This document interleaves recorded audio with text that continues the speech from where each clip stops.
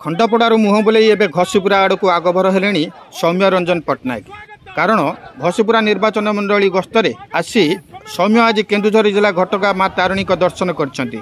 सौम्य के गस्त बेले रामचंद्रपुर, सुआपदा, खलणा, साईकूल, हसनपुर, शैलंकर शताधिक लोक पुष्पगुच्छ दे शुभेच्छा जणाइबा सह बाण फुटाई उत्साहित होते। एसबू जमी प्रायोजित बोली जागुला तथापि दल जी गुरुत्व नुहे लोकों सेवा से गुरुत्वपूर्ण बोली कहवा सह आगामी 2 दिन भितर कौन भूमिका से नहीं अपेक्षा करने को गणमाध्यम को प्रतिक्रिया देते सौम्य रंजन पट्टनायक। से उत्साह आग्रह को आज सम्मान जन मो अंचल को आसी माँ तारिणी दर्शन करने जो भाव में उत्साह आग्रह को मु सम्मान जनइबी।